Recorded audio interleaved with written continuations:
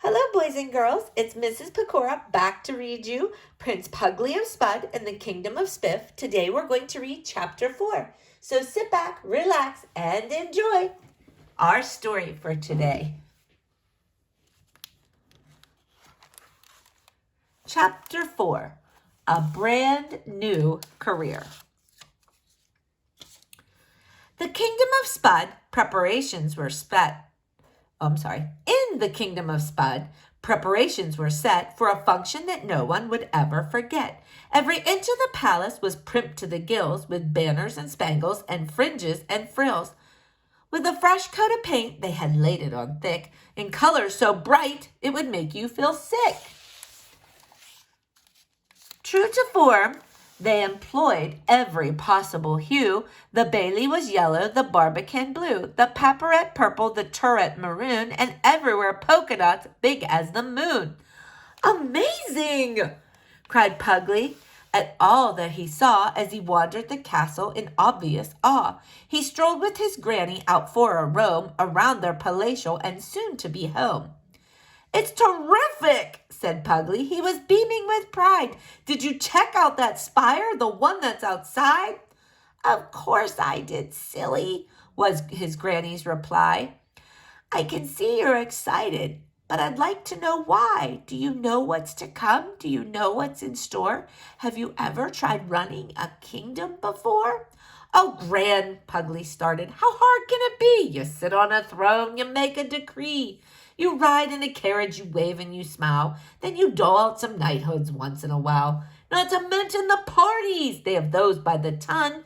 With music and streamers. Oh, won't it be fun?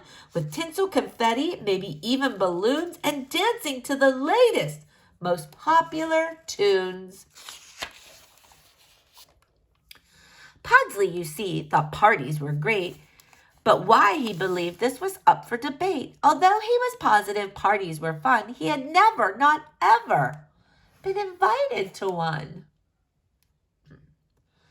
His granny replied with a roll of her eyes, "My boy, you are in for a nasty surprise." She was just about ready to say something more when a butler arrived to darken the door. Now, while Spiffian butlers were gray and demure, a Spudlian butler was different for sure.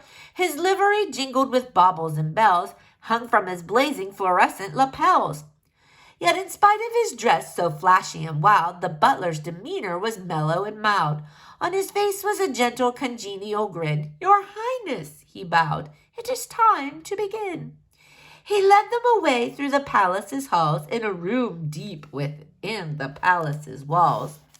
They arrived at a chamber expansive and round, the place where the prince would finally be crowned. It was brimming with people. The chamber was packed. It was teeming and swarming, as a matter of fact. Despite this, as Puggly stepped into the room, the air fell as silent and still as a tomb. He was brought to the stage, and then, all alone, he was pushed up the steps and onto the throne. He sat there surveying the gathering crowd. He admired their clothing, so garish, so loud. His Spudlian heart was beating with glee as he looked on his people affectionately. Behind him the curtain was parted in two, revealing a person that everyone knew. The Shaman of Spud in a cassock of suede, his bell-bottom studded with rubies and jade. "Dear ladies and dudes," the shaman began, "today of all days is the grooviest, man. Today we are gathered for a Spud we revere. This dude is the P-Man, and he's sitting right here." He moved behind Puggly to the rear of the throne and stood very still, like a figure in stone. "On this noggin," he said, "on this coconut dome, the Spudlian crown shall be making a home. Before we do that, we must chill, we must wait, because first I must bless the imperial pate." With both of his hands, with meticulous care, he caressed Puggly's head and he fondled his hair. Then he started to chant and started to sway and put on a rather amusing display. He shut both his eyes, slipping into a trance, and boogied his way through the grooviest dance. To Puggly it all seemed a little bizarre. He looked to his granny, who watched from afar. She was squinting her eyes, a frown on her lips. Her hands were pressing tight to her rickety hips. "Groove-a-dalic!" cried the shaman, his blessing complete. He was panting by now. He was weak on his feet. His exertions had left him all sweaty and red. "Okay, we can start with the crowning," he said. He moseyed away with his swaggering lope to the edge of the stage, where he loosened a rope. He unraveled the braiding, and upward it went, going hand over hand in a somber ascent. In the dark of the ceiling, quite far out of reach, a pulley was turning with a creak and a screech. The audience cringed at the squeal of the gears, for they hadn't been oiled in a great many years. "Now," said the shaman, "the moment is here for the P-Man to kick off a brand new career. So here comes the crown, like a bird or a plane, to circle around that incredible brain."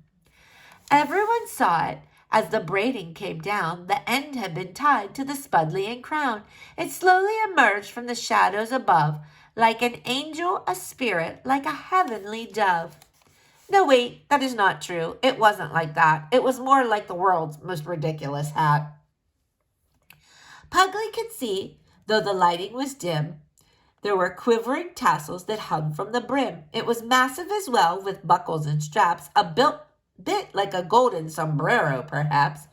Puggly felt, for a moment, a tremor of dread. It was just as the crown settled down on his head. He had feared that the thing would be grueling to wear, but in fact it was comfy and lighter than air. It wasn't too loose, it wasn't too tight. The fit on his forehead was perfectly right. He buckled the buckles up under his chin and rose from the throne with his princeliest grin. All at once there were cheers, the band played a song, and everyone happily clapping along. Puggly thought, "Well, it is time for some fun. My reign as the Spudlian prince has begun." He looked to the shaman a little perplexed. "Now what?" he whispered. "What happens next?" "Next," said the shaman, "is when you get to meet other kings, other queens. Oh, it's gonna be sweet. They come from all over to give their congrats. They'll be shaking your hand. They'll be tipping their hats." He turned to the butler who organized things. "Send them in," he commanded, "the queens and the kings." But the butler did nothing. He looked sheepish and meek. Then he lowered his voice and started to speak. "There's a problem," he murmured. "It's kind of a shame. Though I sent out the invites, almost nobody came." "Oh," Puggly sighed upon hearing this news. He felt that his ego had suffered a bruise. "Where are they?" he wondered. "From the kingdom of Sleek, from the kingdom of Swish, from the kingdom of Chic? They must think the wee spuds are completely uncool, and since I am their prince, they must think me a fool." "Wait," Puggly said to the butler below. "Almost, you said, and so I'd like to know. Who was it that came? There couldn't be none. Almost nobody came. Means there had to be one." "One," said the butler. He let out a sigh. "This one, he's rather unusual guy. He claims he's the king from the kingdom next door, and he says we should know him, though we've seen him before. But I really can't say if that is the case, on account of the scarf he has tied round his face." "A scarf?" Puggly asked. "Is that really true? Only bandits wear masks. What a strange thing to do." "Did you kill me, a bandit?" cried a man at the back. "How dare you cast forth such a savage attack? I have come here today to the Kingdom of Spud with only the noblest and bluest of blood." The crowd opened up so no one could miss the stranger who suddenly said all of this. They turned to the back, and all of them saw a man with a silk scarf over his jaw. It covered his chin, his mouth, and his nose. It perfectly matched with the rest of his clothes. Ooh, what an outfit! It was so very nice. The colors were muted, the stitching precise. From the cuffs to the cape to the velvety vest, the stranger was rather stupendously dressed. Yet a part of his outfit wasn't quite so urbane. To be honest, it made him look rather inane. I refer to his boots. They were buckled and laced right up the way up to the gentleman's waist. "Your boots," Puggly said. "What's the story with those? They don't seem to go with the rest of your clothes." "I know," cried the stranger, stomping one giant boot. "These galoshes have ruined the whole of my suit. They're ugly, they're drab, they dig into my gut, and you have no idea how they chafe in the butt. But I'm King of Spiff, and this here is Spud, and perhaps you have noticed it's covered in mud." As he said this, he shuddered with a quivering voice. "It ought to come clear. You have left me no choice." "King Dandy?" said Puggly. "I would never have guessed. Well, not by the way that you're currently dressed. But thank you for coming, though you have to admit, you do seem like a bandit. I mean, just a bit." "You cad!" spat the king through his delicate cloth. It bounced off his mouth like a fluttering moth. "You did it again! I thought once would suffice, but now I can see you've insulted me twice. But coming from you, well, ha! That's a laugh. A donkey's more stylish than you by half. Honestly, sir, I don't mean to be cruel, but you dress like a slow-witted, nearsighted mule. And you call that a crown? Outrageous," he said. "That looks like a wagon wheel stuck to your head." The Spudlian people were shocked and amazed. The Spiffian king, he surely was crazed. Every face in the room was wearing a frown. How dare he come here and disparage the crown? In the heat of their rage, they sang out at once, "King Dandy von Fop, you insufferable dunce!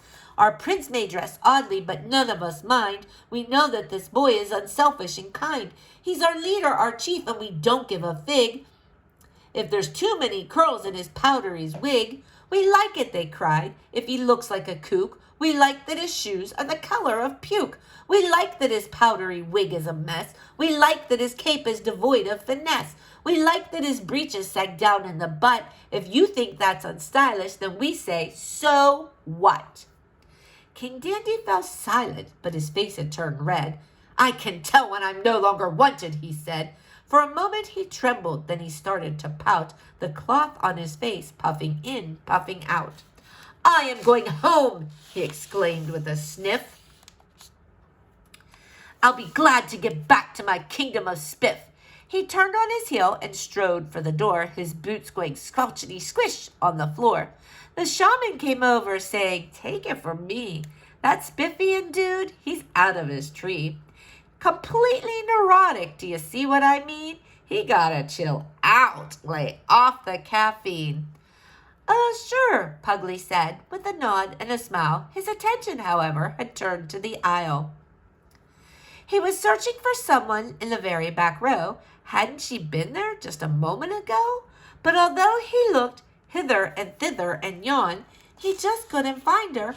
His granny was gone. All right, the end, boys and girls. Stay tuned for tomorrow's chapter. Have a great day.